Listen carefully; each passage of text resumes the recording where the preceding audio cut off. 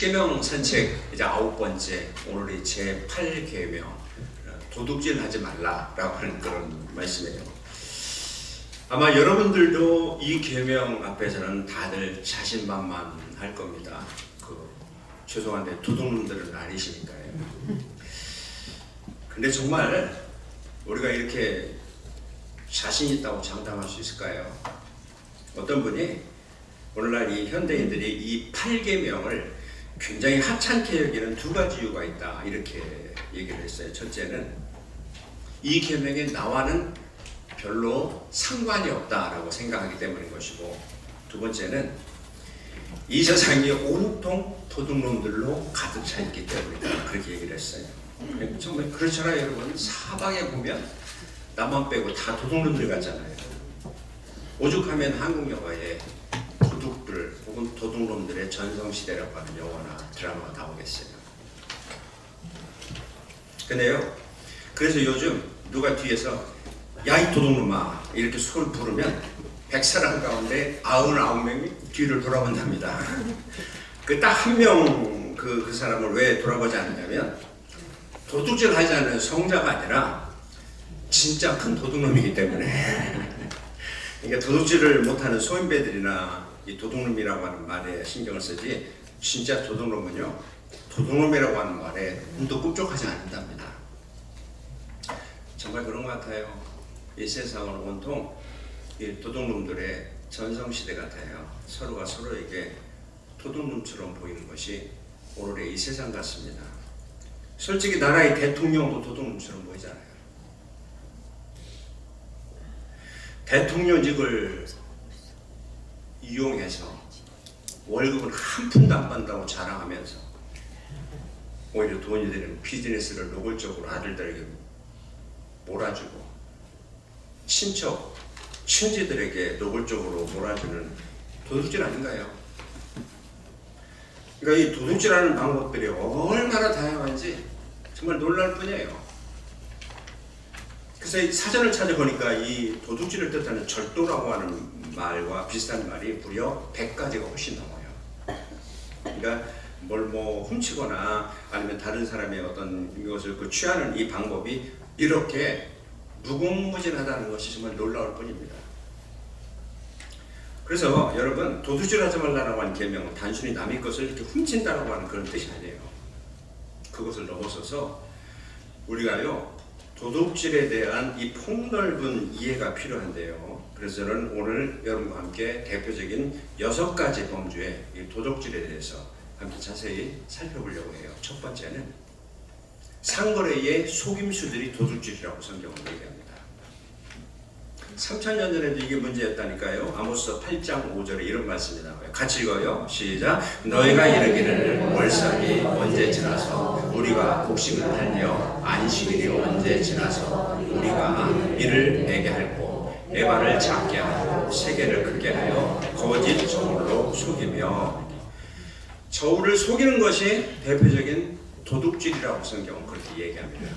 제가 지금도 잃어버리지 않아요. 한국에서 미국 오기 전에 들은 얘기예요. 어떤 분이 경기도 성남시에 살면서 정육점을 했답니다. 돈을 엄청 벌었대요. 근데 그분이 교회를 정말 잘 다니고 그 교회 다니는 교회에서 최고로 헌금을 많이 냈답니다. 목사님 얼마나 좋아하셨겠어요. 그런데 그분이 스스로 복 받았다고 자랑하는 비결이 뭔지 아세요? 자신의 칼질이 달렸다는 거예요. 고기를 써는 칼로 조금만 속여도 적당하게 해도 그 결과는 엄청났다라고 그렇게 얘기합니다. 그게 자신이 복 받은 비결이었어요. 오늘날도 마찬가지죠. 자, 우리 교회 엘리베이터가 이제 거의 6개월 이상 멈춰 있는데 마침내 제가 사인해서 이게 스캔 떠서 보냈어요. 처음에는 마음이 불편했습니다. 지금도 솔직히 좀 불편해요. 엘리베이터는 이게 1년에 한 번 주정부의 감사관이 나와서 이것을 검사를 합니다. 그리고 이게 통과돼야 그 1년 동안 운영할 수 있는 서티피케이트를 줘요. 붙여놔야 돼요. 근데 올해 1월 초에 그분이 나와서 다 통과됐다고 얘기했어요. 단 하나 조그만 문제가 있는 것 같은데 그거를 엘리베이터 관리회사 다 연락해서 오라고 해서 고치면 되겠다. 그러면 보내주겠다. 이렇게 얘기했어요. 연락했습니다. 그분들이 왔어요. 고쳤어요. 제가 이렇게 타고 가동해보니까 문이 열리지 않는 거예요. 다시 연락했습니다. 그분들이 와서 또 다시 고치더니 이거는 컨트롤 밸브라고 하는 큰 밸브가 고장났다면서 지금 이렇게 문제가 커진 거예요. 약간의 그 합리적인 의심이 들었지만 전문가가 아닌 제가 어떻게 알겠습니까? 실제로 이 하이드로닉 컨트롤 밸브가 고장난 거라면 오케이. 그러나 만약 아주 사소한 것의 문제를 이렇게 크게 둔갑시켜서 시간과 돈을 허비하게 만들었다면 이건 도둑질이죠. 큰 도둑질이죠. 제가 그 회사가 그렇다라고 얘기하는 것이 아니라 이런 예들이 너무 이 세상에서 많다 그런 얘기 아닙니까? 그럼 수리기사가 불필요한 것을 수리하고 돈을 뭐 차지한다든지, 자동차를 고치는 메케닉 하는 분들이 불필요한 거 멋대로 고치고 함부로 돈을 받고, 그 의사도 불필요한 어떤 그런 것들을 막 검사해가지고 수술도 하고 엄청난 돈을 청구하는 거 하면 변호사들도 마찬가지고, 우리가 사람들이 뭐라면 다 도둑놈들이라고 그러잖아요.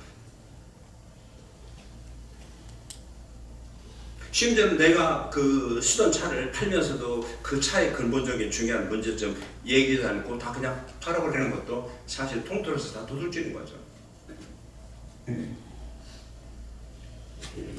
두 번째, 대표적인 그 도둑질이 뭐냐면 직장 생활에서의 도둑질이에요. 제가 유타에서 복회할 때 우리 교인들이 대부분 옷가게, 모텔이 가장 많이 했어요. 세탁소, 뭐 주유소, 대부분 그 캐시어들을 쓰잖아요. 근데 이렇게 저한테 여러 번 얘기했어요. 목사님, 한국 분들을 캐시어로 쓰면 15% 내지는 20%는 없어진다고 저희는 생각합니다. 도둑질이죠. 거짓 장부, 이 지출 비용을 부풀리거나 뭐 어떤 그 사적인 그런 물건을 개인적으로 사용하는 그런 것만을 절도로 얘기하는 것이 아니죠. 성경은요, 여러분, 제가 지금 말씀드리는 것이 뭐 이 어떤 세상적인 도덕적인 기준과 윤리 차원에서 이걸 얘기하는 게 아니에요. 성경을 얘기하는 겁니다. 성경은요, 근무 시간을 낭비하는 것도 도둑질이라고 말씀하고 있어요. 만약에 여러분들이 직장이 있는데 자꾸 지각하고, 그리고 일찍 퇴근하고, 커피 마시면서 적당하게 쉬는 시간을 더 많이 이렇게 어떤 그 불필요하게 갖고, 그러면 언제 일하겠어요? 근데 그걸 도둑질을 하는 것이다라고 하나님이 그렇게 말씀합니다. 크리스찬은 그렇게 하면 안 되죠. 세 번째, 어떤 게 도둑질이냐? 성경은 지불을 유예하는 거. 그러니까 갚아야 될 돈을 늦게 갚는 것도 도둑질이라고 얘기합니다. 와, 성경. 자, 레위기 19장 13절 말씀 같이 읽어요. 시작. 너는 내 이웃을 모함하지 말며 착취하지 말며 분분의 삭슬을 아침까지 밤새도록 내게 두지 말며. 여러분, 우리가 예를 들어서 뭐 비즈니스 한다면 휘하의 직원들이나 하청업자나 아니면 친구들에게 이렇게 줘야 될 돈이 있으면 즉시 줘야 된다고 성경은 얘기하네요. 자신이 돈 받을 사람에게는 청구서를 즉시 보내면서 지불해야 될 돈은 최대한 늦게 지불하지 말라는 겁니다. 그것까지도 도둑질이라고 얘기하는 거예요. 왜냐하면 그것은 그들의 돈이기 때문에 그 돈을 그들이 사용할 권리가 그들에게 있다고 하는 것을 잊지 말라라고 하는 그런 뜻입니다. 네 번째는 뭐냐면 채무 불이행이에요. 돈 꾸고 안 갚는 것이 도둑질이라는 거예요. 옷은 뭐 얼른 갚으세요. 자, 시편 37편 21절에 보면 이런 말씀이, 악인은 꾸고 갚지 아니하나니 의인은 은혜를 베풀고 주는도다. 악인을 꾸고 갚지 아니한다라고 성경은 얘기합니다. 그러니까 빌린 돈을 갚으려는 의사가 없는 사람들 생각보다 많은 거 아세요? 여러분, 빌려준 돈을 가장 받기 어려운 경우가 어떤 경우인지 잘 여러분 아실 거예요. 그것은 바로 대표적인 것이 친구나 친척들, 그리고 못지않게 교인들이랍니다. 자, 제가 이것은 돈만을 의미하는 것이 아니고 다른 사람들에게 빌린 모든 물건들도 다 해당이 돼요. 뭐 연장, 뭐 그릇, 책. 제가 옛날에 책을 하도 정말 좋아할 때 그 책 빌리는 거 빌려달라고 하면 제가 안 좋아했어요. 왜냐면 빌려가고 안 가져오니까 지금 다 내려놨어요. 여러분 혹시 오늘 집에 가서 한번 확인해 보세요. 남의 거 빌려다 놓고 아직도 되돌려주지 않는 거 있다면 얼른 되돌려주셔야 돼요. 그걸 오랫동안 안 돌려주는 것을 성경은 늦게 돌려주고 있다고 얘기하지 않고 도둑질이라고 그렇게 얘기를 합니다. 다섯 번째 대표적인 도둑질은 탈세 아니겠습니까? 세금을 안 내는 거나. 자, 로마서 13장 6절부터 7절에서 이렇게 얘기해요. 우리 같이 읽어요. 시작. 너희가 조세를 바치는 것도 이로 말미암음이라. 그들이 하나님의 일꾼이 되어 바로 이 일에 항상 힘쓰느니라. 모든 자에게 줄 것을 주되 조세를 받을 자에게 조세를 바치고 관세를 받을 자에게 관세를 바치고 두려워할 자를 두려워하며 존경할 자를 존경해라. 아멘. 세금에 관한 얘기죠. 텍스. 미국은 특별히 아주 철저하잖아요. 이 세금에 대해서. 오죽하면 어떤 분이 그런 유명한 얘기를 했잖아요. 이 세상에 사는 동안, 미국에 사는 동안 확실한 것은 두 가지다. 하나는 내가 언젠가 죽는 것이고, 두 번째는 텍스를 내야 된다. 이렇게 얘기했다고 하잖아요. 우리 그리스도인으로서는요, 이 땅에 사는 시민으로서의 의무가 있다는 거 아셔야 돼요. 그 중에 하나가 바로 이 납세의 의무입니다. 그러니까 납세를 거부하는 것은 성경적으로 비춰볼 때는 선한 청지기의 자세가 아니라고 얘기를 합니다. 그러니까 탈세는 불법이라는 거죠. 하나님이 볼 때 이건 도둑질이라는 거예요. 그런데 그거를 서슴지 않고 하잖아요. 이 나라의 대통령도 유일하게 대통령에 출마하면서 아직까지 다른 지금까지 대통령들은 전부 그 출마하기 전에 자기의 개인적인 텍스 보고서를 냈지만 아직도 제출하지 않고 있잖아요. 그리고 자기는 부자라고 하면서도 세금을 적게 낸 걸 자랑하고 있잖아요. 제가 말씀드렸잖아요. 어느 행가는 저보다 인컴 텍스를 더 적게 냈어요. 이게 성경적인 자세가 아니죠. 성경을 모르는 거예요. 그 다음에 여섯 번째, 여러분, 하나님의 것을 도둑질하지 말라고 얘기하는데요. 하나님의 것을 도둑질할 수 있는가? 얼마든지요. 자, 말라기 3장 8절 말씀 같이 읽어요. 시작. 사람이 어찌 하나님의 것을 도둑질하겠느냐? 그러나 너희는 나의 것을 도둑질하고 말하니 우리가 어떻게 주의 것을 도둑질하였나이까 하는도다. 이는 곧 11조와 봉헌이라. 11조를 우리가 이제 그 수입의 10분의 1이라고 이렇게 성경을 가리키죠. 내가 버는 돈의 10분의 1을 하나님께 감사함으로 이제 되돌려 드려야 된다라고 그렇게 얘기합니다. 하나님이 아니라면 우리는 아무것도 가질 수가 없기 때문에 그런 것이죠. 하나님께서는 그런데 10%만 말씀하셨어요. 왜 10%만 말씀하셨는지 그거는 우리는 잘 모르는데, 그러나 이런 뜻 아니겠어요? 모든 것이 하나님의 것이다. 하나님으로부터 왔다. 나의 생명, 나의 소유, 그 다음에 나의 모든, 그러니까 성경 말씀대로 땅과 하늘과 그 모든 것이 다 하나님의 것이고, 은도 금도 내 것이라고 하는 것처럼 모든 것들이 다 하나님의 것이에요. 그러니까 그 사실을 인정하고 고백하라고 하는 의미에서 우리들에게 수입의 11조를 얘기하는 겁니다. 주일도 마찬가지예요. 우리들에게 주어지는 인생의 날이 우리 것이 아니라 모든 게 다 하나님의 날이고 하나님의 시간인 거예요. 그걸 고백하고 인정하는 편에서 주일을 기억하고 거룩하게 지키라고 하는 겁니다, 여러분. 어떤 교회 목사님이 저처럼 이렇게 십계명을 놓고 시리즈로 연속 설교를 하셨다고 그래요. 그러니까 어떤 교인 한 분이 설교 끝나고 찾아와서 목사님 참 은혜가 됩니다. 십계명이 이렇게 많은 은혜가 있는 줄 몰랐습니다. 고맙습니다. 그리고 목사님 그렇게 많이 격려가 됐다고 얘기합니다. 네, 그런데 도둑질하지 말지니라라고 하는 오늘 이 설교를 끝냈을 때 그분이 찾아와서 이렇게 말씀하더라는데요. 목사님 하라는 설교는 안 하시고 쓸데없는 간섭을 하시는군요. 그러더랍니다. 어쩌면 여러분 이 계명은 여러분들의 개인적인 면을 건드릴 수 있다고 생각할지 모르겠어요. 우리는 다른 사람들의 죄에 대해서는 우리가 말하는 것을 그리고 듣는 것을 좋아합니다. 그러나 11조를 드리지 않는 것이 하나님을 도둑질하는 거야, 제8계명을 어기고 있는 거야 라고 하는 깨달음은 어쩌면 여러분들에게 불편할지도 모르겠어요. 그러나 여러분이 달갑든 달갑지 않든 불편하든 불편하지 않든 하나님은 분명히 11조를 드리지 않는 것은 내 것을 도둑질하는 것이고 이 계명은 다른 계명과 똑같이 중요하다라고 하나님은 분명히 우리에게 지금 말씀하고 있어요. 제가 얘기하는 것이 아니죠. 우리가 하나님의 말씀, 성경 말씀을 우리가 비밀이라고 얘기하는데 그래서 우리가 깨달아야 되는 건데 저는 여러분들이 이 비밀을 깨닫기를 원해요. 주일 성수하는 것이 얼마나 중요하고 그 다음에 주일 성수할 때 하나님이 약속하신 정말 만만치 않은 복이 얼마나 귀한가라고 하는 것을 저는 이 비밀을 여러분들이 깨닫기를 원하고 그래서 정말 안식일을 기억하여 거룩하게 타협하지 말고 지켰으면 좋겠습니다.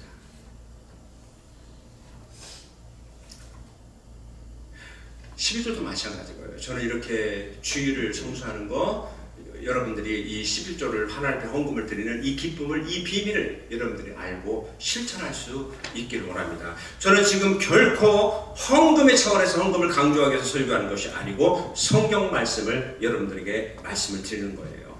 하나님의 것을 도둑질한다는 것은요 11조만이 아니에요. 예를 들면 자, 우리가 가장 중요한 전제가 있는데 저와 여러분들은 어떤 사람들입니까? 모든 것이 하나님의 것이고 그 하나님의 것을 하나님께서 나에게 맡겨주셨기 때문에 그 맡겨주신 것들을 우리가 관리하는 우리를 뭐라고 하죠? 청직이라고 얘기하는 거예요. 우리는 청직이에요. 그러면 내가 청직이라면 하나님께서 나에게 맡겨주신 물질을 내 쾌락을 위해서 함부로 쓰는 것은 도둑질하는 거예요. 하나님이 나에게 주신 시간을 내가 함부로 그것을 내 쾌락을 위해서 내 정욕을 위해서 허비하는 것도 도적질하는 거예요. 심지어 하나님의 사람을 도둑질할 수 있다고요? 예.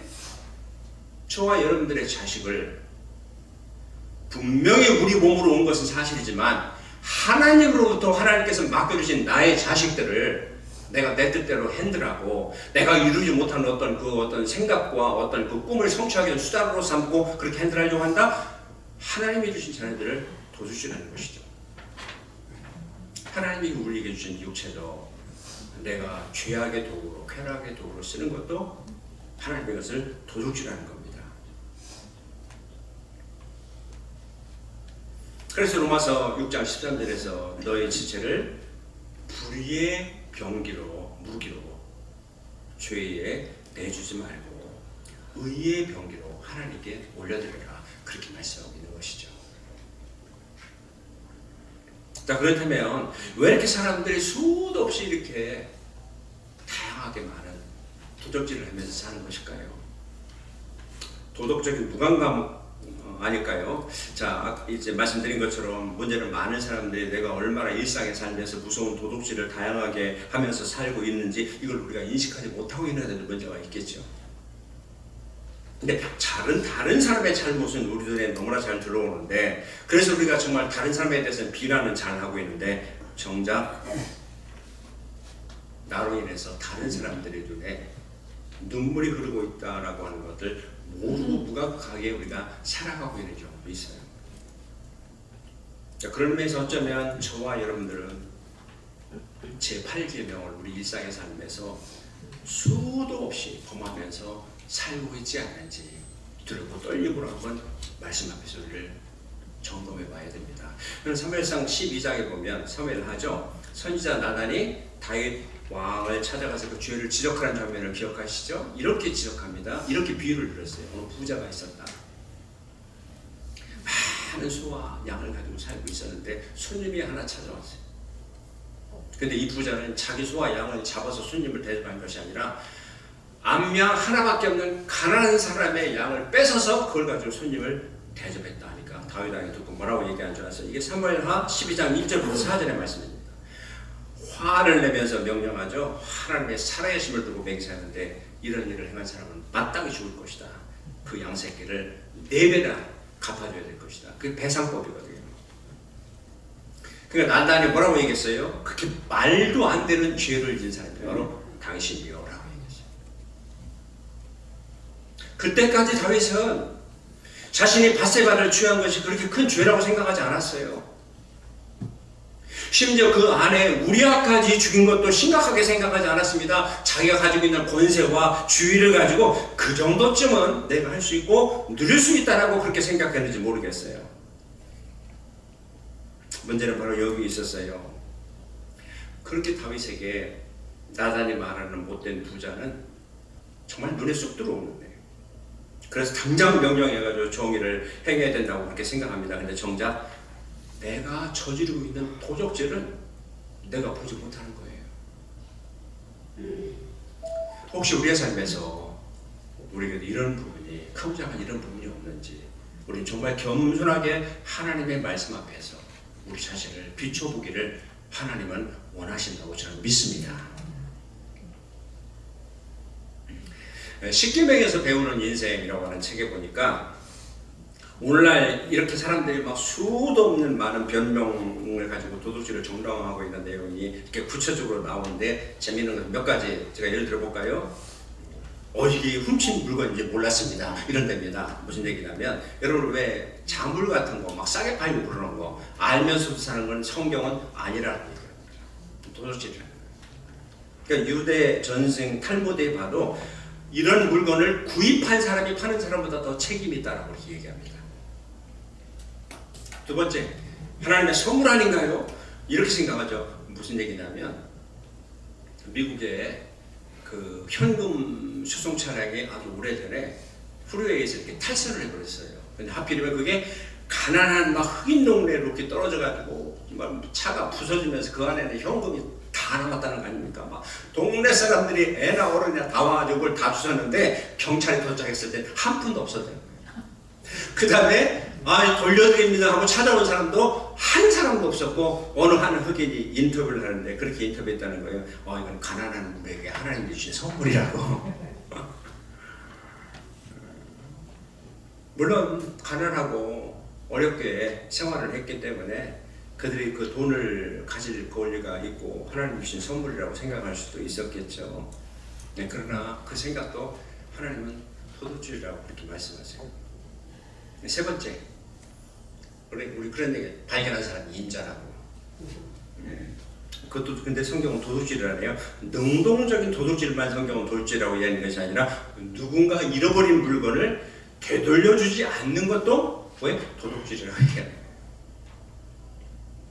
네 번째, 다른 사람에게 피해 주는 것도 도둑질이라고 성경은 얘기합니다. 자동차 사고 났을 때 별로 데미지 난 거 없고 별로 다치지도 않았는데 변호사를 써서 수를 해가지고 어마어마한 돈을, 저도 지금 피해를 좀 당하고 있습니다만 도둑질이죠. 오늘날 메디칼 쪽도 마찬가지 아닙니까? 지나치게 불편한 것들을 막 과다 청구하고 도에 지나치게 속여서 혜택을 막 받아내는 것도 도둑질이고, 왜냐하면 결국 보험이 올라가고 국가 과용된 그 예산이 고스란히 결국은 우리 몫으로 다 돌아오잖아요. 그래서 사랑하는 여러분, 도둑질하지 말라라고 하는 이 계명 앞에서 물론 우리가 하나님의 음성을 좀 들을 수 있어야 된다고 저는 생각합니다. 사실 생각해보면 우리가 그리스도인으로서 타인을 생각하는 그런 마음이 없으면 우리는 늘 잘못하면 도둑질하면서 살 수 있겠다는 생각을 합니다. 그래서 오늘 도둑질하지 말라라고 하는 말씀처럼 우리 도둑질하지 말고, 세상은 정말 비록 이 도둑놈들의 전성시대이지만 그럼에도 불구하고 우리는 탐심과 거짓을 버리고 더욱더 거룩하고 그리고 정결한 모습으로 서로를 배려하면서 하나님의 아름다운 청지기로 이 시대를 그렇게 살아가는 우리 모두가 되시기를 주님의 이름으로 축복합니다.